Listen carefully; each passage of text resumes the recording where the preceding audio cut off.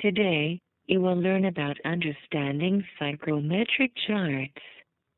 I will explain the basics of psychrometric charts, so it will also be a review.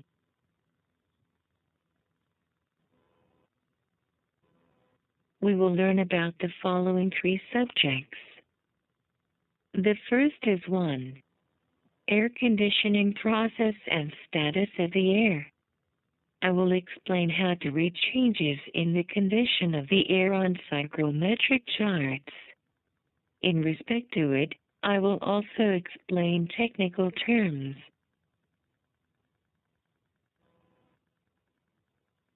Here are a series of words used in the air conditioning process and psychrometric charts. Cooling, heating, humidification, mixing, dehumidification, and heat exchange. So let's begin with cooling.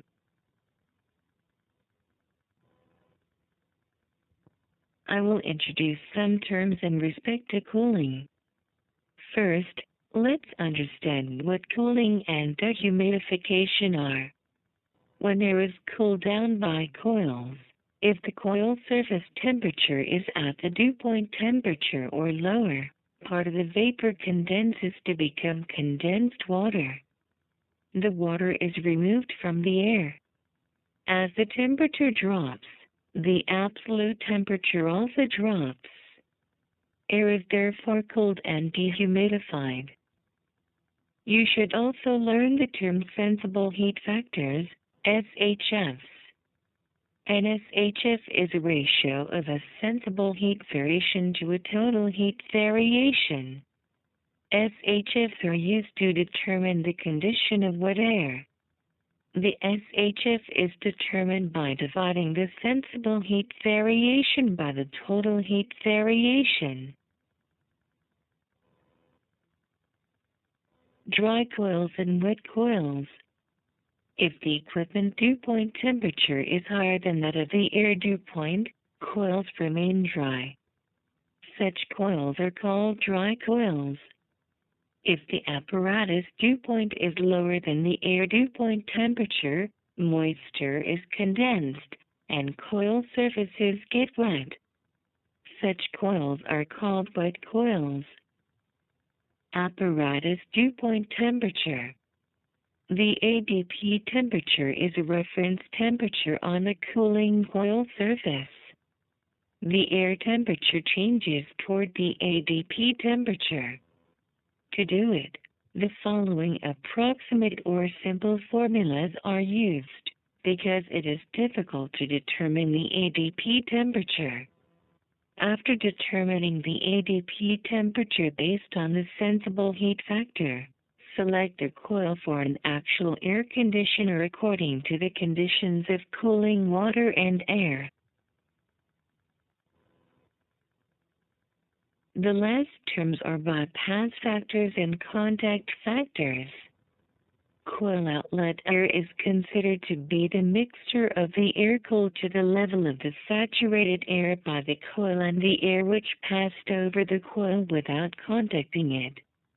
The bypass factor is the ratio of the difference between the level of the air exiting the outlet and the level of the air cooled down to the ADP temperature to the difference between the level of the air cooled down to the ADP temperature and the level of the air entering the inlet.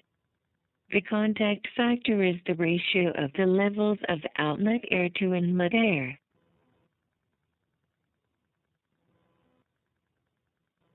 Let's draw the course of air during cooling and plot the status of outlet air.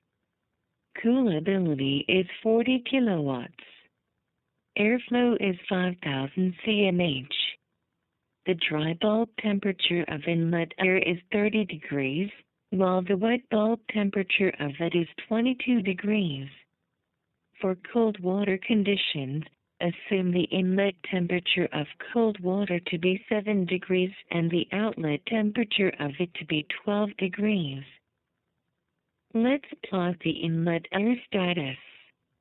Next, we will determine the enthalpy of outlet air according to coolability, and airflow to determine the position of outlet air. The enthalpy difference can be calculated by multiplying the value of coolability by 3600 and dividing the obtained value by the sum of the air density multiplied by the airflow. The enthalpy of outlet air is 40. The position of outlet air is shown on the line corresponding to 40 kilojoules per kilogram.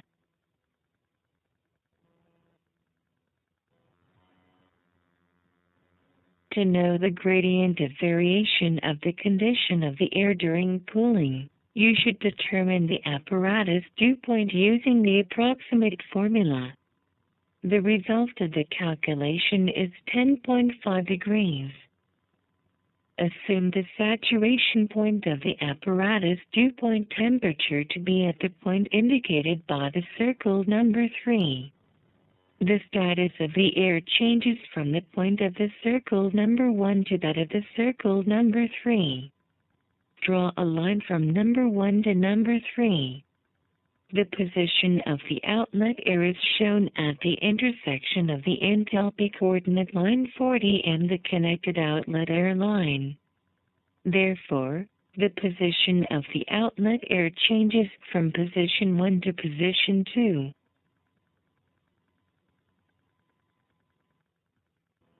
The bypass factor is the ratio of the length of the line segment between numbers 1 and 2 to the length of the line segment between numbers 2 and 3. Here the bypass factor is approximately 0.2. The contact factor is the ratio of the length of the line segment between numbers 1 and 3 to the length of the line segment between numbers 1 and 2. Here the contact factor is approximately 0.8.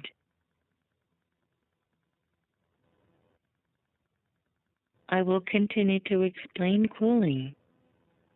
Generally, a plural number of rows of cooling coils are installed in an air conditioner. Air and cold water are designed to flow over coils in opposite directions to each other. As air is cooled down and dehumidified, the temperature in the coils rises. Separately considering coils on a row-to-row basis, cooled and dehumidified air is considered to mix with air passing over the coil without contacting it. Therefore, the condition of the air in the cooling coil changes along a curved line. It is, however, too difficult to use curved lines, and there is no difference if the change is expressed as a straight line. The status of the air, therefore, is drawn as a straight line.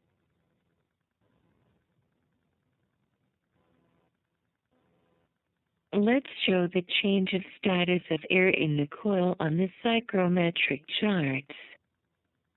At first, the status of air begins with temperature change. If the relative humidity drops from the level of 70%, the status of air gradually changes with dehumidification. It generally follows the line which shows air at 95% humidity. Usually this change is expressed as a linear line. For example, even if you want to change the status from the point of number 1 to the point of number 2, you cannot change the status of the air to the straight blue line in the chart. In this case, the status of air must be changed to the target point by cooling and reheating. Now, let's understand heating.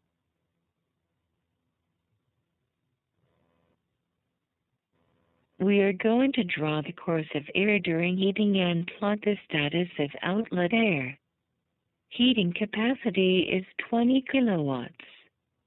Airflow is 5,000 cmh. Assume the dry bulb temperature to be 15 degrees and the relative humidity to be 40%. Let's plot the inlet air status on the psychrometric chart. Next, we will determine the enthalpy of outlet air according to heating capacity and airflow to determine the position of outlet air. At first, the temperature difference can be calculated by multiplying the value of heating by 3600 and dividing the obtained value by the sum of the air density multiplied by the specific heat provided by the airflow. According to this calculation, the outlet air temperature becomes 26.9 degrees. Heat coils change only the temperature but not the humidity. You can determine the outlet air to be 26.9 degrees with the same humidity as the inlet air. Number 2. The air changes to the direction from the point of number 1 to that of number 2. Next, let's understand humidification.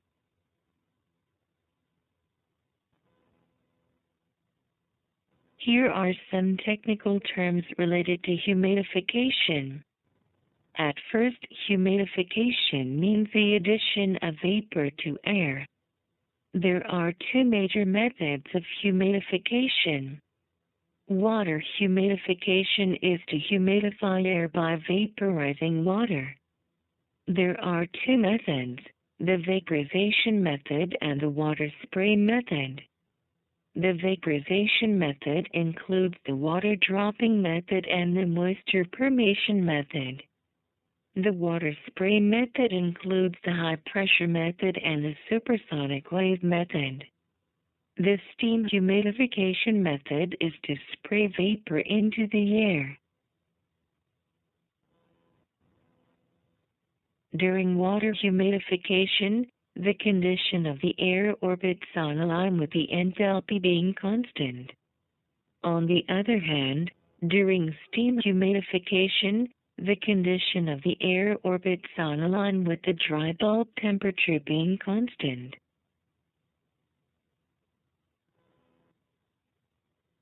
What is saturation efficiency? Saturation efficiency is a measure to show to what extent air can be humidified by the time when the humidity of air reaches the saturation point under the process of humidification of air, or how easily air can be humidified. The point of number 1 corresponds to the humidity of air before humidification, the point of number 2 to the humidity of air after humidification, and the point of number 3 to the saturation point. During water humidification, air changes with the enthalpy being constant. The saturation efficiency therefore is drawn as shown in the upper graph on the slide. During steam humidification, air changes with the dry bulb temperature being constant. The process of steam humidification and the saturation efficiency therefore are illustrated as shown in the lower graph on the slide. The saturation efficiency has a plural number of indications, depending on the humidification method. For water humidification, the indicative saturation efficiency for the vaporization method is approximately 80%. The indicative saturation efficiency for the high-pressure spray method is approximately 30%. And the indicative saturation efficiency for the supersonic method is approximately 50%. If the steam humidification method is used, the theoretical saturation efficiency is approximately 100%. Under limited conditions, for example, when an air conditioner is used, the efficiency falls to within the range of 70 to 80% during practical use. What is the humidity efficiency? The humidification efficiency is used to show how much moisture included in sprayed, vaporized, or steamed water is actually added. For the vaporization method, The humidification efficiency is considered to be 100% because all moisture vaporized through the contact of air and the humidifying material is added to the air.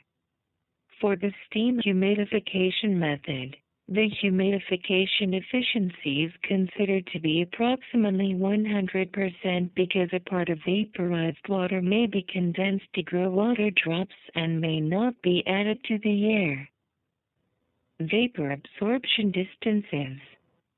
The vapor absorption distance is a distance which moisture sprayed into air is required to travel until it is absorbed into the air. If this distance is not secured, frosting and condensation may occur. For vaporization humidifiers, the vapor absorption distance is not required because moisture is vaporized by humidifying materials. For comparison, the following humidification methods are shown in accordance with the ascending order of necessary vapor absorption distances. What is the water-air ratio or liquid-to-gas ratio, L/G?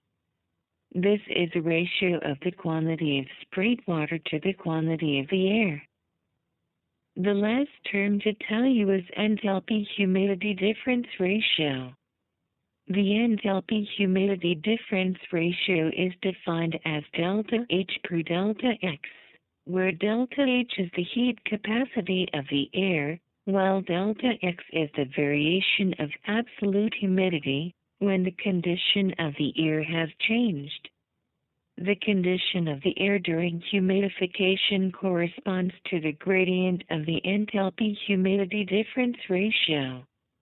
The enthalpy humidity difference ratio corresponds to the enthalpy of sprayed water or vapor. The following psychrometric chart illustrates the enthalpy humidity difference ratio.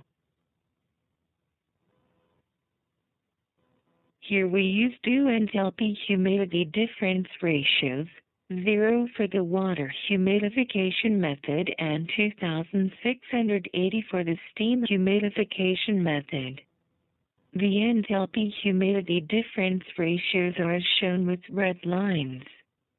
For the water humidification method, the enthalpy humidity difference ratio is 0.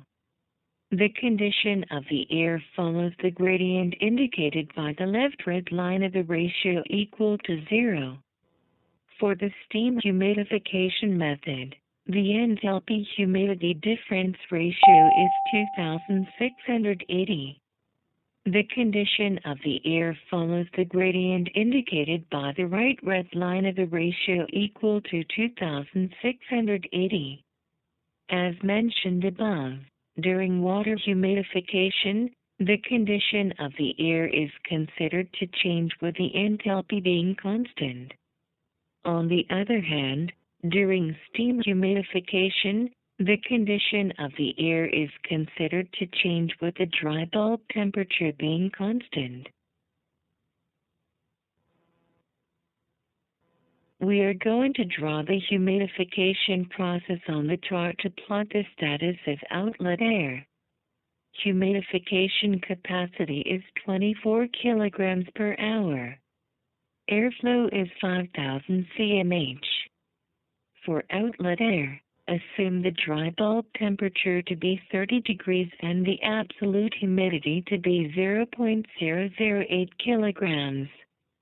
Let's plot the outlet air status. Next, we will determine the absolute temperature of inlet air according to humidity capacity and airflow.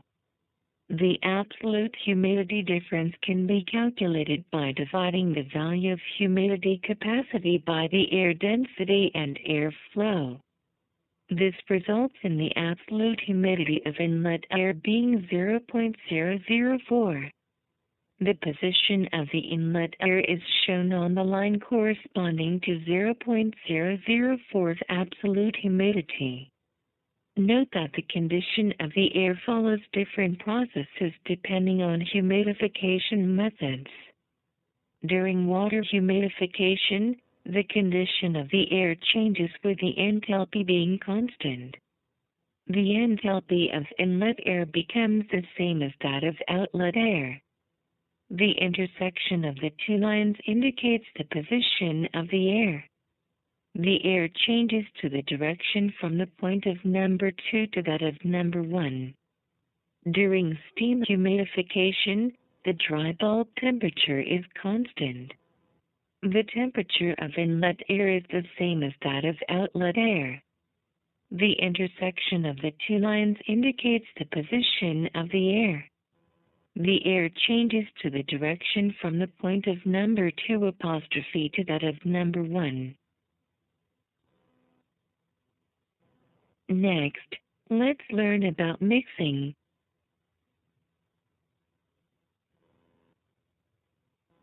When a certain type of air is mixed with another type of air, the law of energy conservation and the law of mass conservation are maintained before and after mixing. The energy conservation law corresponds to the enthalpy, while the mass conservation law corresponds to the absolute humidity.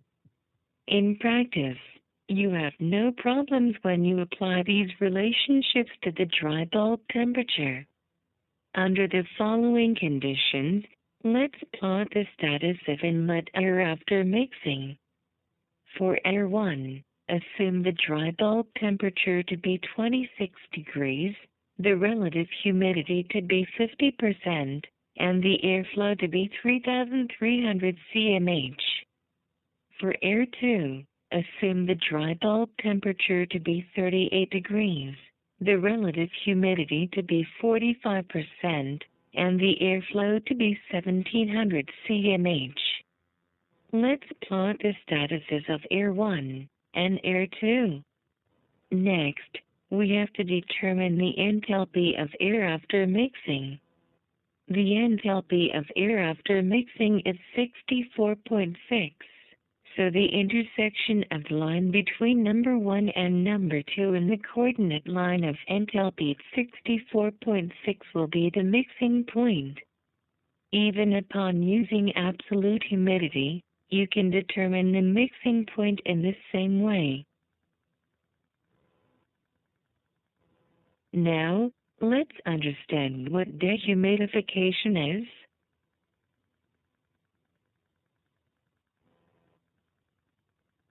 I have already explained dehumidification through cooling. Here, I will explain chemical dehumidification. Chemical humidification includes solid absorption humidification and liquid absorption humidification. The former is called dry humidification, while the latter is called wet humidification. For chemical dehumidification, when vapor is absorbed, heat including condensation latent heat is generated, and the air is heated and dehumidified. Products using chemical dehumidification heat and recover dehumidifying materials. The air temperature therefore rises even higher. Chemical dehumidification is applied to desiccant air conditioners and dry or wet dehumidifiers. Dry room systems made by Takasha Limited are dry dehumidifiers. For further details, refer to other documents. A desiccant air conditioner is used as an example. On this slide, the upper illustrations show the flow of air, while the lower chart shows the steps which air undergoes. The illustration showing numbers 1 through 4 corresponds to the course outdoor air follows as it enters the air supply. The course in the illustration between numbers 1 and 2 corresponds to heating and dehumidification at the desiccant rotor. The course between numbers 2 and 3 shows a sensitive heat exchanger which exchanges sensible heat of outdoor air with that of return air. Between steps 3 and 4, air is supplied to the room. The illustration showing numbers 5 through 8 corresponds to the course return air follows as it is discharged. The course between numbers 5 and 6 shows the exchange of the sensible heat of outdoor air with that of return air. Air is heated to regenerate the air for the desiccant rotor along the course between numbers 6 and 7. Along the course between numbers 7 and 8, air is regenerated. Moisture is also moved from the desiccant rotor into the air. The process which water undergoes is the same as it does during water humidification. Subsequently, air is discharged outside. Please be aware that the temperature and humidity are shown only for reference. To determine them, please ask the manufacturers. Finally, we will learn about heat exchange.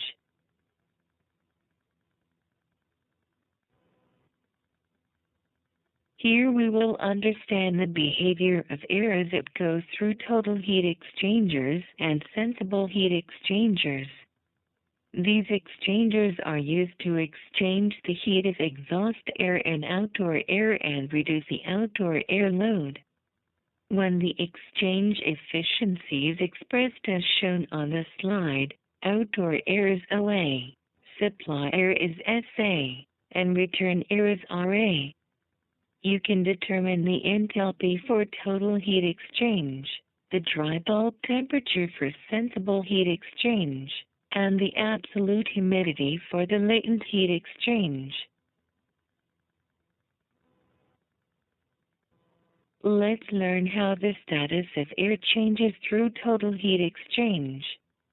Assume the following conditions. For outdoor air, the temperature is 34 degrees, the enthalpy is 85, and the airflow is 2000 cmh. For return air, the temperature is 27 degrees, the enthalpy is 54, and the airflow is 2000 cmh. At first, you should plot the positions of the status of outdoor air and return air. The positions are represented by numbers 1 and 2. You can find the position of the status of outdoor air after total heat exchange on the line between the points indicating outdoor and return air.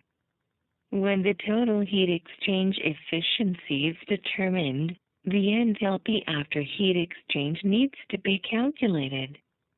The result of the calculation is 66.4. The position of outdoor air after heat exchange is at the intersection of the line between the outdoor and return points and the coordinate line of enthalpy at 66.4. The position shifts from the point of number 1 to that of number 1 apostrophe. Let's learn how the status of air changes through sensible heat exchange. Assume the condition of the air to be the same as those used for total heat exchange. In addition, instead of the total heat exchange efficiency, assume the sensible heat exchange efficiency to be 60%. Let's plot the position of outdoor air and return air. Under heat sensible exchange, the position of the outdoor air for the dry bulb temperature after heat exchange is the same as that for the absolute humidity. When the sensible heat exchange efficiency is determined, the dry bulb temperature after heat exchange needs to be calculated. The result of the calculation is 29.8 degrees. The position of outdoor air for the absolute temperature after heat exchange is 29.8 degrees.